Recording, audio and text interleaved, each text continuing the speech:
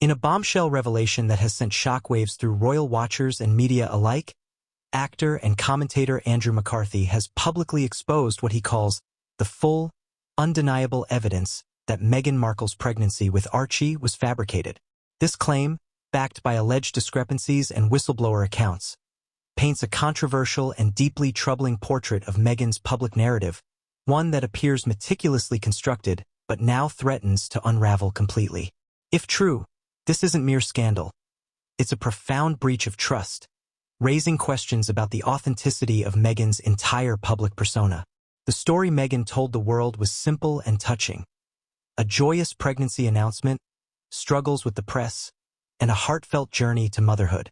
But McCarthy's disclosures force us to reconsider the very foundation of that narrative. Sources close to the Sussex inner circle reveal contradictions in timelines, medical inconsistencies, and a curious lack of photographic evidence during critical stages of the pregnancy.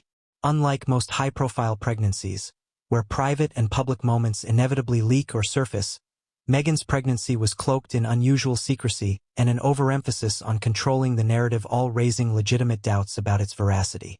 What fuels this controversy further is Meghan's long history of manipulating the media to craft an idealized self-image. From her earliest days in Hollywood to her dramatic royal exit, Meghan has consistently curated her story with a blend of half-truths and carefully edited facts. This pregnancy narrative fits perfectly into that pattern, a tale designed to elicit sympathy, project vulnerability, and consolidate her position as the underdog battling relentless scrutiny. But as McCarthy lays out, this story starts to crumble under scrutiny, exposing a facade that appears less about motherhood and more about managing public perception. The supposed evidence includes inconsistencies in official records, eyewitness accounts from insiders who question the timing and medical confirmations Meghan publicly shared, and an absence of credible documentation typically associated with royal pregnancies. For instance, the lack of standard ultrasound photos or hospital disclosures contrasts sharply with the royal family's usual transparency in such matters. Additionally, Meghan's notorious control over who could see Archie and when raises suspicion. A genuine pregnancy and newborn would naturally involve unavoidable moments of exposure to family and medical personnel. Yet, the extreme secrecy hints at an orchestrated effort to hide something. Moreover, Meghan's own statements have often contradicted the facts known to the public. On multiple occasions, she referenced events and timelines that don't align with verifiable data. This pattern of inconsistency isn't just an innocent mistake. It suggests deliberate misinformation. Such behavior undermines her credibility not only on this issue but across her entire public and charitable endeavors. When truth becomes malleable to fit an agenda, trust evaporates, and that's exactly what's happening here.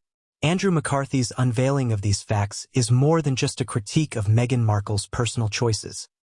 It's a glaring example of how celebrity culture can distort reality, manipulating millions and exploiting emotions for fame and influence. The fallout isn't confined to Meghan alone. It risks damaging the institutions she associates with, including the royal family, charities, and media outlets that have lent her credibility. People deserve honesty, not a performance crafted to shield insecurities or silence critics. The timing of McCarthy's revelations also points to a growing impatience with Meghan's continuing attempts to dominate headlines with questionable narratives. From accusations against the royal family to her relentless media campaigns, Meghan has often leveraged sympathy to bolster her position. But when that sympathy is founded on deception, it turns into a potent weapon of manipulation rather than genuine human experience. In conclusion, this exposé demands rigorous examination and a reevaluation of Meghan Markle's public image. If the evidence Andrew McCarthy presents holds up under scrutiny, the implications extend far beyond a single personal story. They strike at the heart of truth in media representation and celebrity culture. Meghan's alleged fabrication of Archie's pregnancy is not merely a private deception.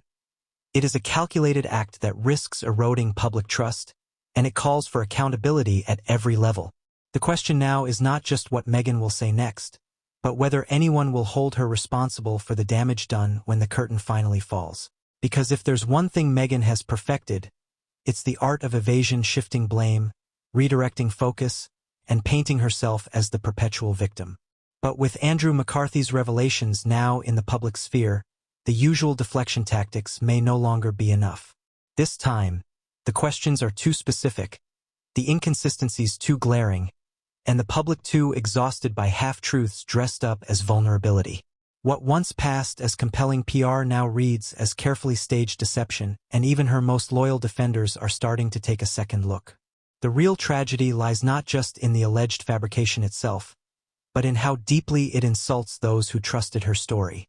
Women who've suffered real fertility struggles, royal watchers who believed they were witnessing a historic moment, and charities aligned with her cause all are left questioning whether they were used as props in Meghan's personal campaign for power and pity. As more voices step forward, insiders, former aides, medical professionals discreetly raising red flags, the silence from Meghan and Harry's camp is deafening. Damage control is no longer enough. A reckoning is coming, and it may demand more than just statements and spin. It may finally require truth.